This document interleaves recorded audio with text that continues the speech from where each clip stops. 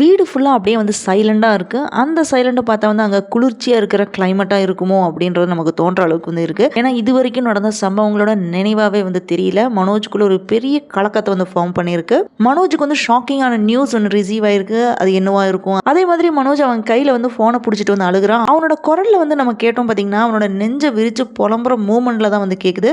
ஆனால் இதை கேட்கறதுக்கு வந்து பக்கத்தில் யாருமே இல்லை. அந்த நேரத்தில் வந்து ரோஹிணி கிறிஷை வந்து தனியாக கூட்டிட்டு போய் அவனை அடிச்சு வந்து சித்திரவதை பண்றாங்க. அப்ப கிறிஷை வந்து மீனா வந்து பாத்துடுறாங்க. இனி என்ன நடக்க போகுது அப்படின்றத வாங்க டீட்டெயில்டா பார்க்கலாம்.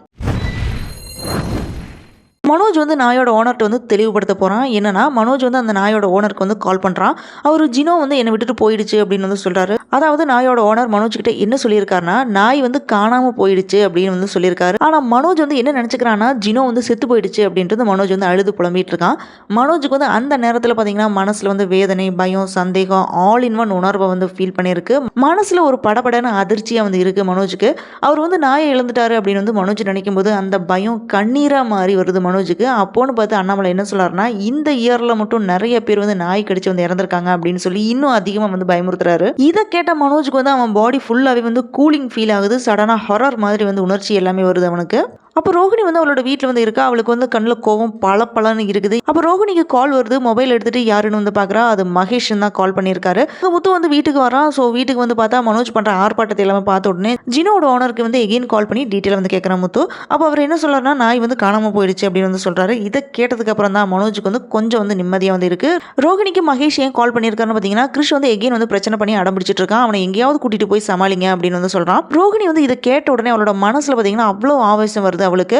மீனா வந்து அவளோட வழியில் வந்து போயிட்டு இருக்கா. பிஸ்னஸ், கல்யாணம், இந்த மாதிரி யூஸ்வலாக வர எல்லா டிஸ்கஷனுமே முடிச்சுட்டு வரும்போது திடீர்னு மீனாக்கு வந்து ஒரு சீன் ஒன்று பார்க்குற மாதிரி ஒன்று இருக்கு. அது என்னன்னா ஒருத்தர் வந்து கிறிஷை வந்து கூட்டிட்டு போறாங்க. இதை பார்த்த உடனே மீனாக்கு வந்து ஒரே ஷாக்கிங்காக இருக்கு. கிறிஷ் வந்து யாரோ வந்து கூட்டிட்டு போற மாதிரியே அவளுக்கு வந்து கொஸ்டின் ரைஸ் ஆகுது. என்ன கொஸ்டின் பார்த்தீங்கன்னா இவன் எப்படி இங்கே என்ன நடக்குது அப்படின்னு வந்து திங்க் பண்ணிட்டு இருக்காங்க. மீனா வரதுக்கு கொஞ்ச நேரத்துக்கு முன்னாடி போன கார்ல ரோஹிணி வந்து இருக்கிறத பார்த்து மீனா வந்து ஓடுறாங்க. காருக்குள்ள இருந்த ரோஹிணி மீனா ஓடி வரதை பார்த்துடுறாங்க. ஸோ இதனால காரை வந்து வேகமாக எடுத்துட்டு போயிடுறாங்க. இதை பார்த்த மீனாக்கு வந்து கொஞ்சம் சடனாக வந்து பயம் வருது. 3 ரவுடிங்க பைக்கில் வந்து ஹெல்மெட் போடாமல் போகிறத பார்த்த உடனே அருண் வந்து அவங்களை வந்து ஃபாலோ பண்ண ட்ரை பண்ணுறான். ஆனால் அந்த ரவுடிங்க வந்து அருணை வந்து அடிச்சு நொறுக்கிடுறாங்க. அப்போன்னு அந்த பக்கமாக வந்த முத்து வந்து அருணை வந்து காப்பாற்றுறான்.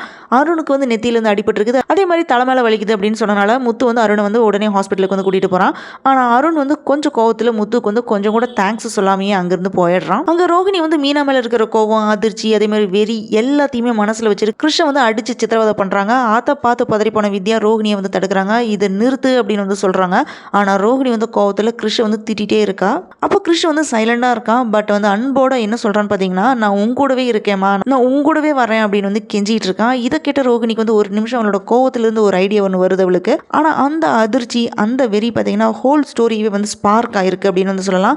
இப்படி தான் இன்னைக்கு வந்து எபிசோட் வந்து முடிஞ்சிருக்கு. மனோஜ், மீனாவும் ஷாக்கிங்கில் வந்து இருக்காங்க. அருண் வந்து வழியில் இருக்கான். ரோஹிணி கோவத்தோட வந்து இருக்காங்க. கிறிஷை வந்து காப்பாற்றுற முயற்சியில் எல்லாமே ஒவ்வொருத்தரோட பாதையில் வந்து நிற்கிறாங்க. ஃபியூச்சரில் எபிசோடு வந்து இன்னும் நிறைய டேர்னிங் பாயிண்டோட வரலாம். மனோஜ் ஷாக்கிங்கில் வந்து அழுகும்போது ரோஹிணி கோவத்தில் கிறிஷை வந்து அடிச்சு சித்திரவதை பண்ணிட்டு இருக்கா. முத்து அருணை வந்து காப்பாற்றுறான். மீனா கண்ணு முன்னாடி நடந்த சம்பவத்தை வந்து பார்க்குறா. இதோட எல்லாரோட கதையும் வந்து நியூ டேர்னிங் பாயிண்ட் பேஸ் பண்ணி மூவ் ஆக போகுது. நீங்க இந்த பரபரப்பான சீனை பார்த்து எவ்வளோ ஷாக் ஆனீங்க அப்படின்னு வந்து சொல்லுங்க. இந்த வீடியோ பிடிச்சதுனா லைக் பண்ணுங்க, கமெண்ட்ல உங்க அபிப்பிராயத்தை வந்து சொல்லுங்க, சப்ஸ்கிரைப் பண்ணுங்க. நெக்ஸ்ட் பரபரப்பான வர வீடியோவை மிஸ் பண்ணாம பார்க்கறதுக்கு.